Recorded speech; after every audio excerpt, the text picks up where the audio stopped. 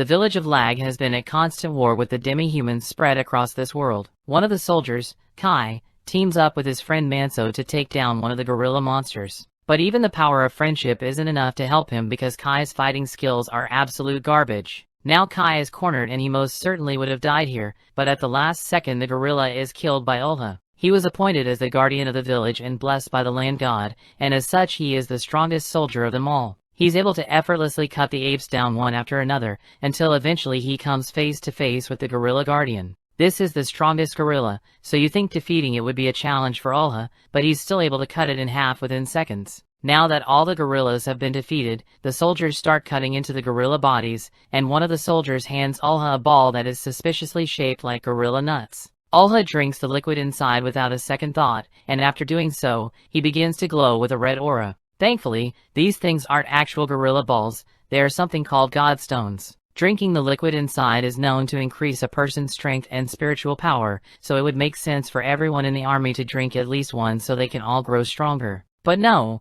the rules say that they are only allowed to drink tiny drops of it. They all get their drops, and after drinking his drop of Godstone, Kai can already feel his spiritual power increasing. So he asks Manso if he can have some more. But unfortunately, he's just a foot soldier, so there's no way he will ever get permission to drink a full Godstone. The rules say that almost all of the Godstones must be given to a guardian bearer like Ulha. So even though Ulha is already strong, he has to become stronger, while the rest of the soldiers are stuck at weak power levels, and no one sees anything wrong with the system. Once everyone returns to the village, a huge celebration is held in honor of their victory over the apes. But even here, the amount of food each person gets is determined by their status. So the strong people and the children of the chief get tons of meat, while the scrubs like Kai get a small plate of miscellaneous soup. The soup doesn't actually taste that bad, but Kai wishes he could get some of the good food too. But that will never happen while he's still a low-level soldier, so he vows to train and get stronger so he can raise his status. Immediately after the banquet is over,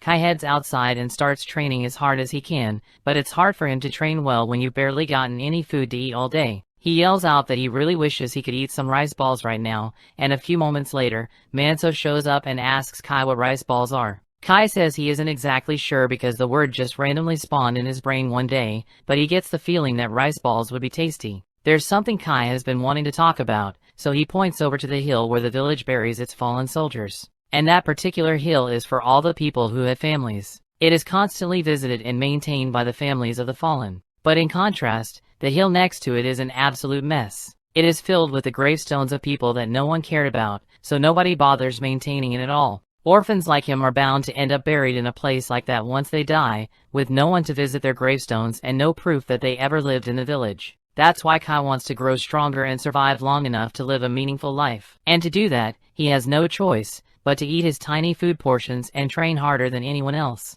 But even that wouldn't be enough to ensure his survival. He would need some kind of special ability to give him an edge on the battlefield, but he's not sure what he could use. At the same moment in the castle, Ulha and his sister Jose are walking to their father's room. Ulha tells Jose that she doesn't need to concern herself with war briefings because she isn't expected to fight like Ulha. Even so, she tells him she wants to defend the village as well, but Ulha dismisses her and says a daughter of the chief's family doesn't need to learn how to fight, and no matter how much she begs, he won't allow it. Jose thinks it's unfair that she doesn't get to fight in battles just because she's a girl. As if to rub it in, when she looks out the window, she sees Kai and Manso having fun and training. Since Manso is older and stronger than Kai, he is way better at fighting than he is, so Kai can't do much aside from play defense. Manso tells him he will never get stronger if he doesn't learn to attack. So Kai tries attacking, but when he does, he leaves himself wide open. So Manso is able to knock him back, causing him to fall to the ground and hit his head. As a result, Kai gets a massive concussion. He begins seeing memories of his past life in Japan come flooding back to him. And as his mind flips through memories, he distinctly recalls the word magic. However, when finally regains consciousness, he has no idea what magic means because the word doesn't exist in this world. This isn't the first time Kai has seen unfamiliar memories, and apparently in this world, there are plenty of people who see similar visions, but Kai doesn't think this is worth telling anyone about. Sure, the memories taught him about things like rice balls and magic, but that information is useless to him here, especially since magic was just a fairy tale in Japan anyway. But if he were somehow able to use magic, he would be able to show off during their next battle, and that would definitely raise his status. Meanwhile, over in the castle, the chief has just received a letter from one of the neighboring villages, and it sounds like the other village is being attacked by orcs. So in accordance with the alliance agreement between the two villages, the people of Banya are required to go help as soon as possible. The chief doesn't like the fact that he has to send the soldiers into battle again, even though they have barely gotten the chance to rest and recover from the battle against the apes. But Olha tells him that it is a soldier's duty to be marched around and to die for the village, so they don't have any right to complain.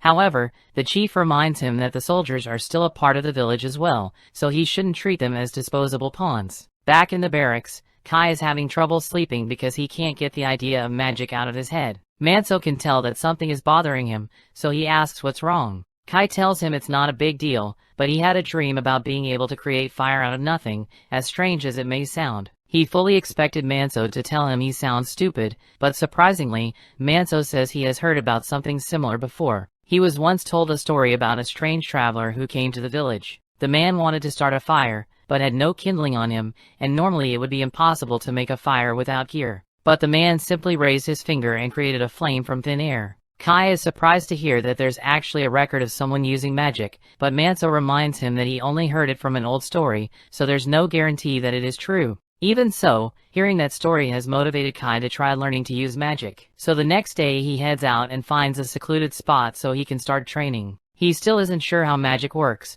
but from what he can recall, magic requires some sort of mysterious energy, and the closest thing Kai can think of would be spiritual energy, so he tries using that. He holds out his finger and commands his spiritual energy to come out as fire, but it's not that easy. He realizes that he probably needs to gather his spiritual energy, so he begins trying to circulate it through his god stones, but nothing happens, no matter how much he tries. Meanwhile, orcs have been sighted just outside the neighboring village, and they've already killed a dozen soldiers, so the rest of the soldiers assemble to fight back. The soldiers wait outside the forest to see if the orcs are still there, and as soon as they spot the orcs, they charge in. The orcs begin attacking as well, but Manso manages to stab one through the heart immediately. Kai decides to rush ahead so he can get a kill as well, but then one of the orcs throws a dead body at him and it pins Kai against a tree. The orc then walks up to him, and it is about to kill Kai, but before it does, it is shot by several arrows and is finished off by Manso. Manso yells at Kai for running ahead on his own and tells him to get back into the formation, but it looks like Kai hurt his leg when he got hit, so he can't walk on his own anymore.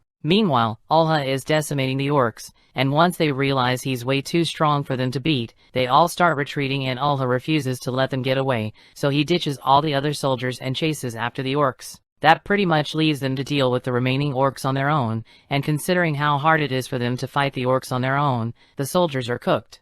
The squad leader orders all the soldiers to run and scatter so most of them can survive. But with Kai's injured leg, he and Manso have no chance of escaping the orc. Kai doesn't want to drag his friends down with him, so he stops Manso and tells him to go on without him. Manso doesn't want to leave Kai behind, but he knows he has no choice, so he apologizes and promises to visit his grave. Manso then runs off in one direction and Kai hobbles away in the other direction. He knows he is hopelessly outmatched, but he refuses to give up on his life. So when he hears the orc approaching, he tries to cast fire magic to defend himself, but it still doesn't work. A few moments later, the orc throws his blade at Kai, and it strikes his shoulder, severely wounding Kai. But on the bright side, the near-death experience makes sparks fly out of Kai's fingers, so maybe he really can use magic. But he might not live long enough to figure that out because the orc runs out of the bushes and starts strangling Kai. Just then, Kai notices the sparks coming from his finger, and he realizes what it means. So he points his hand at the orc's face, and with every bit of willpower he has left, he summons flames to burn it to death. The orc screams out in pain,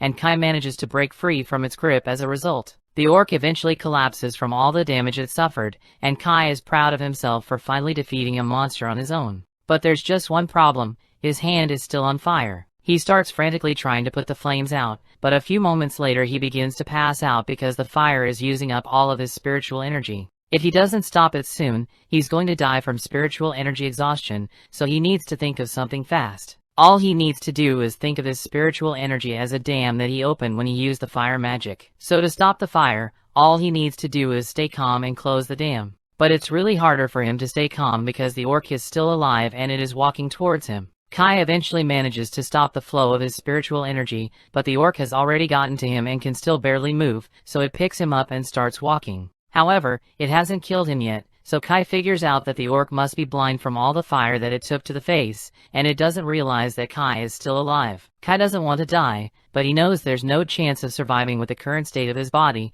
so he at least wants to take the orc down with him. So as the orc walks next to a cliff, Kai slashes it across the chest and both of them fall into the river below.